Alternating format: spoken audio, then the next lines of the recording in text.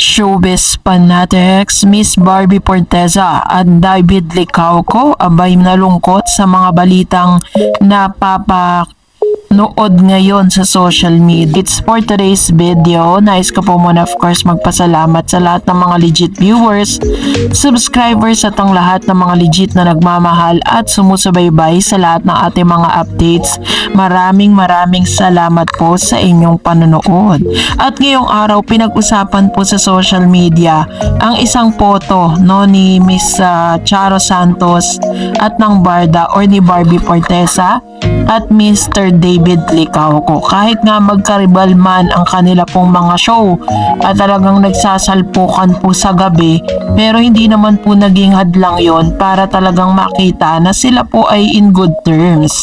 Hindi sinasadyang nagkita sina Charo Santos at ang hot love team ng GMA7 na si Barbie Forteza at David Licauco.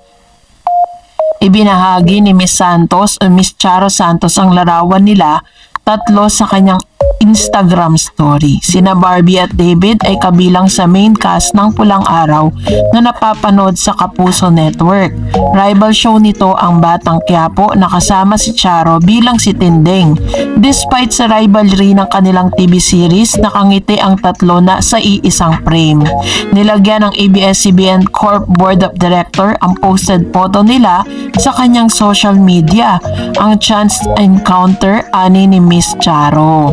Sa Instagram naman ni Barbie ay may caption siyang super nice to see you po ma'am, have a safe trip po. Sa comment section din ng Instagram account ni Miss Charo ay nagkomento si Miss Cristina Concepcion, miss you Tita Charo. Ang sagot naman ng ABS-CBN executive, miss you too, let's catch up when you're in a town, hope all is well. Ayon. So mukhang nagkita si Miss Barbie Forteza and Charo Santos dun po sa lugar kung saan papunta po ng Thailand. Ito pong si Miss Barbie Forteza or ang Barda, kasama po si Miss Charo Santos. At sabi nga ni Miss Charo is parang ito po isang pambihirang araw o oras na magtagpo sila sa ganong pagkakataon. Pero habang masaya nga po at talagang napapanood pa rin ang Barda or si Barbie at si David Licauco sa kanila pong teleseryeng Pulang Araw, ay kabi-kabilaan din naman po ang mga post ngayon. Sa ngayon po is may bakasyon grande ang Barda sa Thailand kasi may mga photos po silang ipinost na magkasama sila together sa Thailand.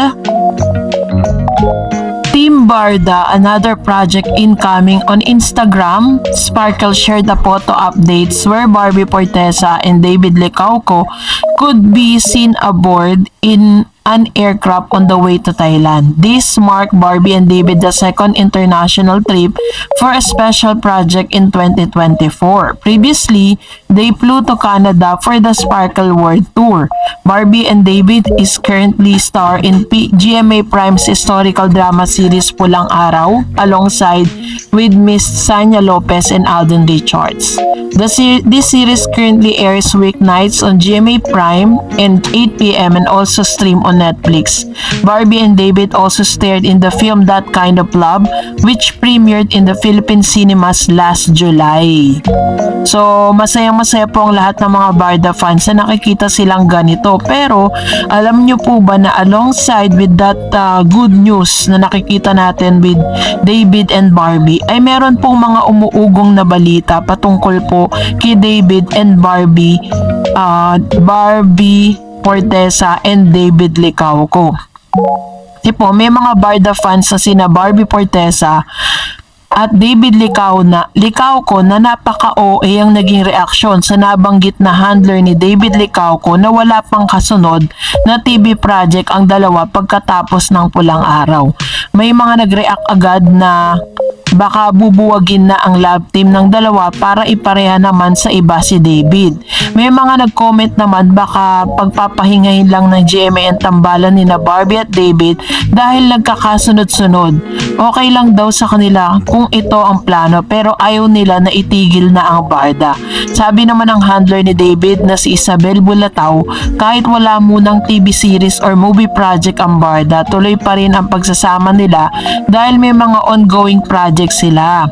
Isa na rito ang endorsement na magkasama sila at kaya sila lumipad pa Thailand dahil doon kinunan ang TBC shoot or TV commercial shoot.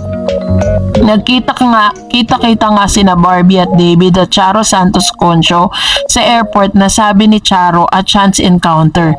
Nag-wish naman si Barbie ng safe flight kay Charo kaya alam na nasa airport sila at nagkita-kitang tatlo. Sabi ulit ni Isabel sa pagkikipag-usap niya sa mga fan, marami pang pagsasamahan sina Barbie at David, more endorsement perhaps at baka may mga show silang gagawin.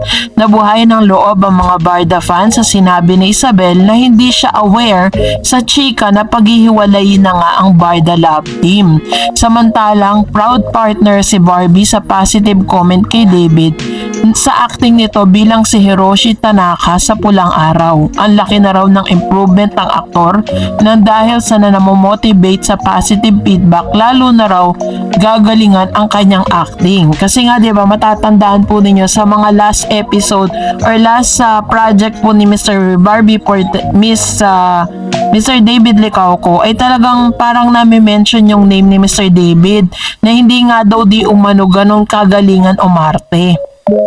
At isa sa mga nilinaw po ng manager ni Mr. David Licauco na hindi po totoo na bubuwagin na ang Barda kasi in the first place, meron na pong may fan base na po ang Barda. Ba't naman nila bubuwagin? At the same time, is talagang may mga season talaga na kailangan pagpahingahin ng isang love team para naman ma-miss po sila ng mga fans na katulad po ninyo. Pero, hindi po totoo na bubuwagin na sila. And of course, syempre, kailangan bukas din po ang mga Barda fans sa mga possibility na i-partner si Barbie Fortesa sa ibang actor at i-partner naman sa ibang actress si Mr. David Licauco, but still nananatili pa rin po yung kanilang tandem as Barda.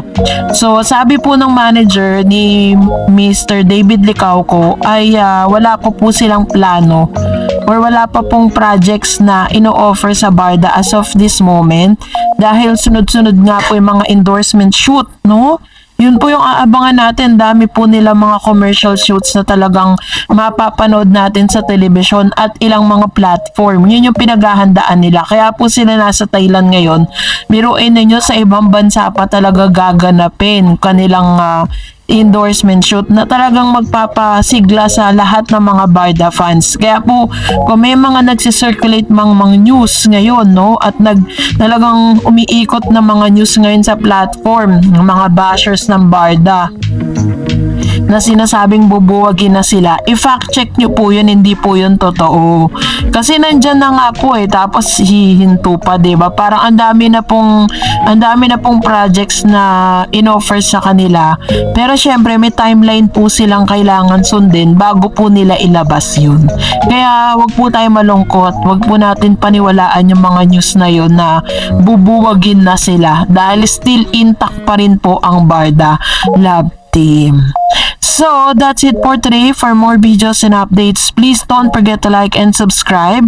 And please don't forget to follow my Facebook page, Dar Eds TV. God bless everyone!